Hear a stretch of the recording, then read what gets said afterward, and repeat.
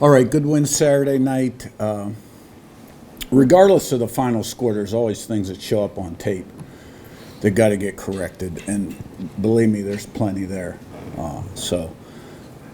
Really more interested in moving on to our next opponent, which will be a real challenge at Iowa. Got a lot of respect for Coach Ferentz, everything he's accomplished throughout his career as a head coach and as an assistant too. You know, he's a great line coach before he became a head coach, and he was a graduate assistant at Pitt in 1980. I was a graduate assistant at Pitt in 83 and 84. He used to come by the offices now and then. Had a chance to met him a couple times out and around, got to know him during the Big Ten meetings, so congratulate him, on the big win a couple weeks ago to make him the winningest coach in the Big Ten. And Iowa, it's a tough place to play, Kinnick Stadium. They sell it out almost every Saturday. It's loud. And so we're going to have to play well. This will be a challenge, a more difficult challenge than the last one for sure. And the sooner our guys realize that, the better. Zach, on your left, and Liz. Curt, you talk about your history with Coach Ferentz, but I'm just curious if you have any history with Kinnick. Obviously, it's a place that is very difficult to go, one of the tougher environments in the conference, and kind of has been, I think, particularly for sort of teams that, as you talk about, need that refocusing quickly after a big win. Yeah, I do not. Liz and Pete. Yeah, Curt. Brian Haynes seems to be really mixing up his personnel front seven. Do you feel like you guys are more versatile there this year? It seemed to make a difference on Saturday in terms of Illinois didn't really know what you guys were doing, couldn't diagnose things. Do you feel like that's Brian always mixes things up pretty good, finds ways to get to quarterback, create TFLs. I don't think anything has changed in that regard. That was probably more about the one-on-one matchups. But look, I mean, we have some egregious mistakes in the back end, particularly at safety. We have about 5 of them in that game, and we only got exposed once because of them. And if we don't clean those up, we're going to get fractured. And you can't put that stuff on tape. Pete, upper left, and Seth. Yeah, Curt, 2 questions. One with, I think his name is Bletchem, the returner. He's averaging like 35 to kickoff, like 33 for punt return. How big a concern is Yeah, a great returner. Great returner. And they've always done a good job on kickoff return. And he took that first one against Rutgers. He was about 5 yards deep and was really untouched. And he's an excellent punt returner. He's in the 30s on kickoff return and punt return. So we're going to have to do a great job there. Be prepared and give great effort, and tackle in space, defeat blocks. And then I have a follow-up to just what are you getting from Amari, and what do you need to get from Amari Farrell? Yeah, I mean, all 3 of those guys, we just need them to do what they're supposed to do consistently. Prepare a little better, see what's going on, make the proper adjustments, communicate quicker, and be where they're supposed to be. I mean, you can't play Tampa 2 coverage and with a safety it's supposed to be on the right and he's on the left and nobody's on number 2 to the field, and that's not necessarily him, okay? So all 3 of those guys are older guys.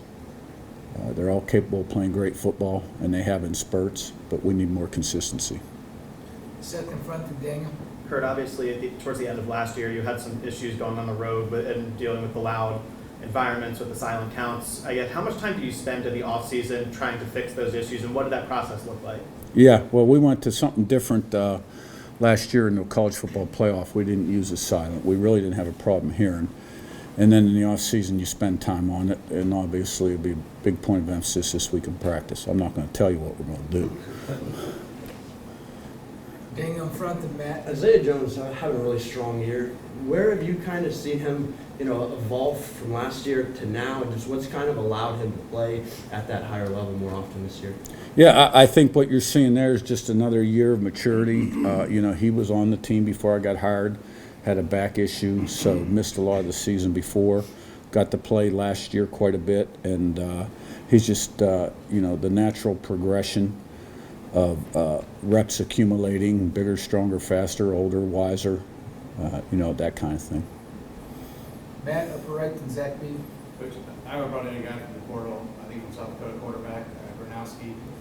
Kind of struggled early on, but it looks like he's a pretty good athlete, can make some plays with his legs in his arm. What have you seen from him, especially recently when he played better against Rutgers? Yeah, won a lot of football games. That guy has.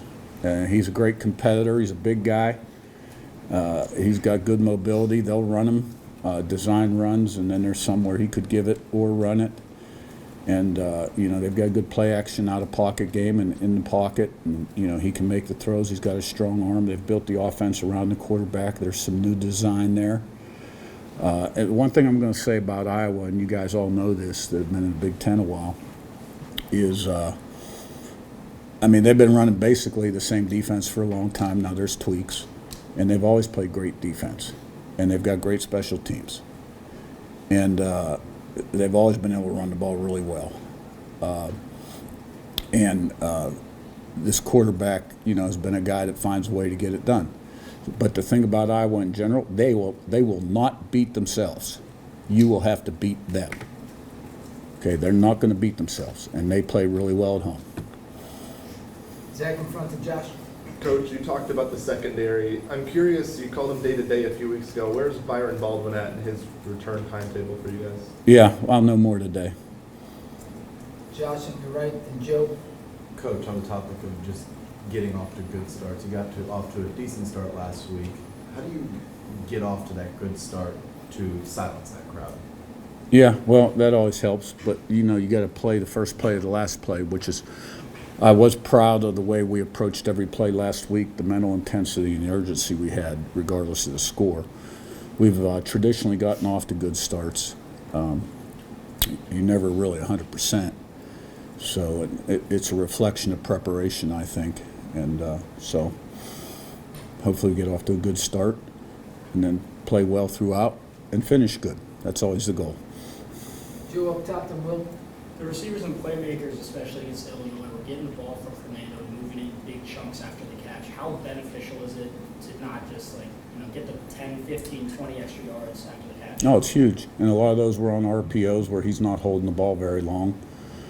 And, you're only throwing it if you get the right look. And those guys broke tackles. And, they had an injury or two in the back. They had one guy ejected and had an injury coming in. And, our guys did a nice job out there. Now, I'd like to see them block every play, too, okay? Because we played the second half, and our H's, I don't think they blocked anybody the whole second half. Will, last one on your left. Coach, on Saturday, you had writing on your left hand. Instead of tack in green and then 3 names in red. What's the significance of that? It's a secret. All right, thank you. Thanks.